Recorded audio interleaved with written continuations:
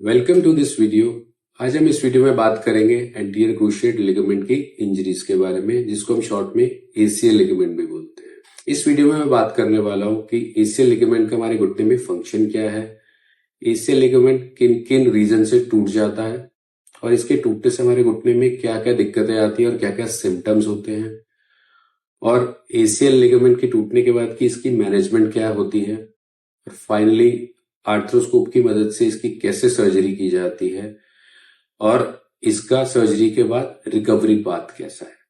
नमस्कार, मैं डॉक्टर मनीष अरोड़ा, एक orthopaedic surgeon, sports injuries and arthroscopy and joint replacement में स्पेशलिस्ट। एसीएल हमारे घुटने का एक मेन लिगामेंट है जो हमारे घुटने की ऊपर की हड्डी जिसको हम फीमर या थाई बोन बोलते हैं और जो नीचे की हड्डी जिसको हम टिबिया बोलते हैं, उन दोनों को कनेक्ट करता है और जो नीचे की हड्डी है उसको आगे जाने से रोकता है। इसके अलावा एसीएल हमारे घुटने को रोटेशनल स्टेबिलिटी भी देता है, मतलब वो नीचे वाली हड्डी को रोटेट होने से रोकता है। इस फंक्शन की वजह से हम एक अनइवन सरफेस पे चल सकते हैं और एक डिफिकल्ट स्पोर्ट जिसके अंदर पिवट मूवमेंट ज्यादा है उसको भी परस्यू कर सकते हैं। बट काफी कॉमनली देखा गया है कि एसीएल लिगामेंट टूट जाता है। इसके जो मेन रीजंस है वो है स्पोर्ट्स इंजरीज। ऐसे स्पोर्ट्स जिसके अंदर सडन चेंज इन डायरेक्शंस होती है, जैसे कि क्रिकेट में रन लेके वापस आना या फुटबॉल में अपोनेंट के साथ टैकल करना, और बास्केटबॉल और बैडमिंटन जिसके अंदर front back movement different directions में करने होते हैं, उसमें देखा गया कि एसीएल अपनी लिमिट से ज्यादा स्ट्रेच हो जाता है और टूट जाता है।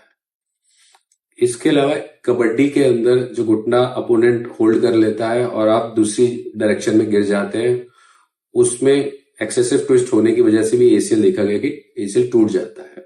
एसीएल ना सिर्फ स्पोर्ट्स इंजरी से होता है, बट नॉर्मल रनिंग में या ट्रेडमिल पे वॉक करते हुए या रनिंग करते हुए या सीढ़ियों से नीचे उतरते हुए गिर के ट्विस्ट होने से भी एसीएल देखा गया कि वो टूट जाता है।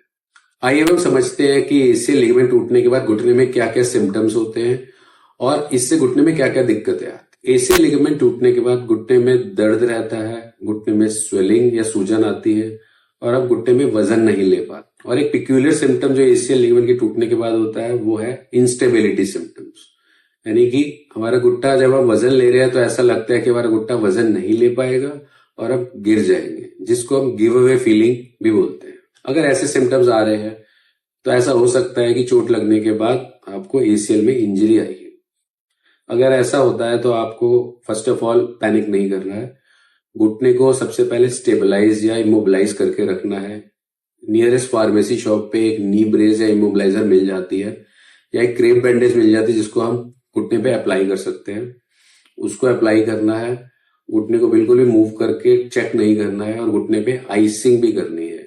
आइसिंग 5 to 7 मिनट्स हर घंटे या हर 2 घंटे में एक बार लगानी है।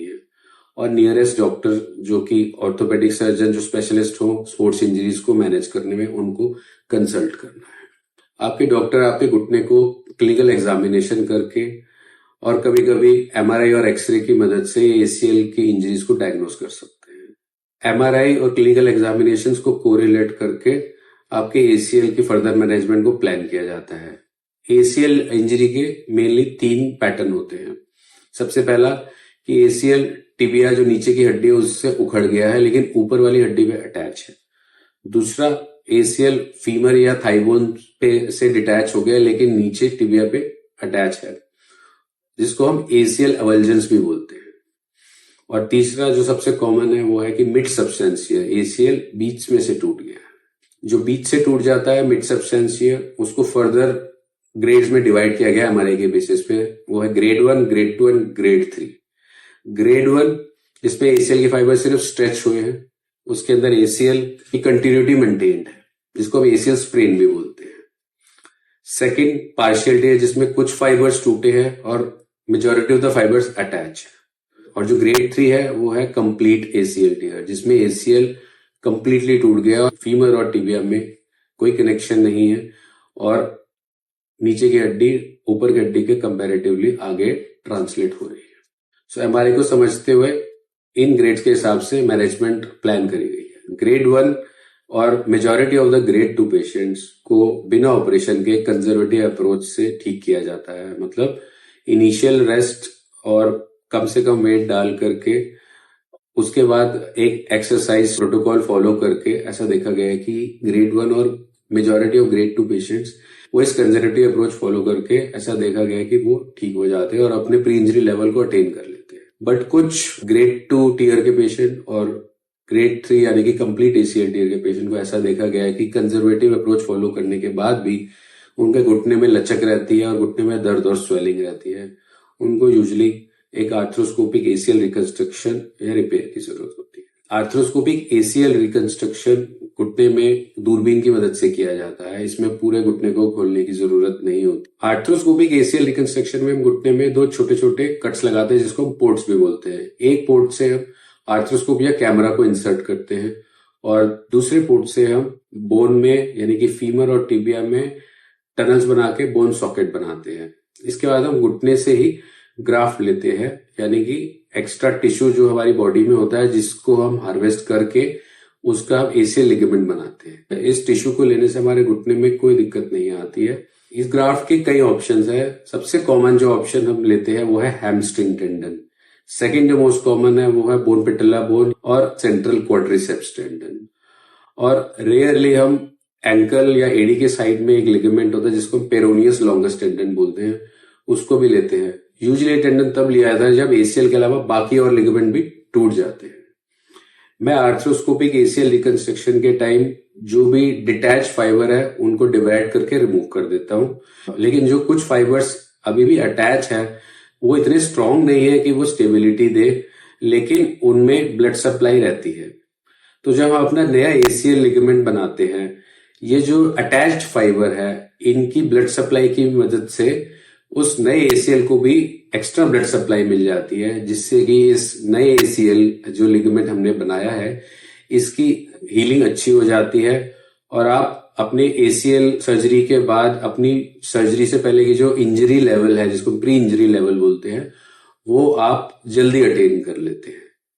इस टेक्निक को हम रेमनेंट प्रिजर्विंग एसीएल बोलते हैं। आर्थ्रोस्कोपिक एसीएल रिकंस्ट्रक्शन के प्रोसीजर के नेक्स्ट डे पे मैं अपने पेशेंट्स को खड़ा कराता हूँ और वॉकर की मदद से या क्रचेस की मदद से उन्हें वॉक कराया जाता है। एंड ऑफ कोर्स शुरू के 4 वीक्स के लिए वो एक नी ब्रेस या लॉन्ग नी मोबिलाइजर्स को यूज करते हैं। एवरी डे पासिंग उनके घुटने की रेंज को बढ़ाया जाता है एंड अराउंड 2 वीक्स पे वो अपनी 90 डिग्री की घुटने की रेंज को अटेन कर लेते हैं और उस टाइम पे हम घुटने पे सारे स्टिचेस को रिमूव कर देते हैं। इसके बाद एवरी वीक हम घुटने की रेंज को इंक्रीज करते हैं और अराउंड 4 वीक्स पे पेशेंट अपनी घुटने की पूरी रेंज को अटेन कर लेता है। अराउंड 2 to 3 मंथ्स पे वो अपनी लाइट जॉगिंग को परस्यू करता है और 4 मंथ्स पे वो रनिंग कर सकता है। 6 मंथ पे वो बेसिक स्पोर्ट्स को परस्यू कर लेता है, लेकिन जो हाई लेवल के स्पोर्ट्स है फॉर एग्जांपल कबड्डी, फुटबॉल या बैडमिंटन, उनको पूरी तरह खेलने के लिए उसको कम से कम 9 मंथ्स to 12 मंथ्स के लिए वेट करना चाहिए ताकि एसीएल अच्छी तरीके से हील हो जाए तो दोबारा एसीएल कभी ना टूटे। होप मैंने इस वीडियो की हेल्प से आपको एसीएल के बारे में काफी इंफॉर्मेशन दी है। अगर स्टिल कोई आपको क्वेश्चन या डाउट रहता है तो यू कैन ऑलवेज आस्क।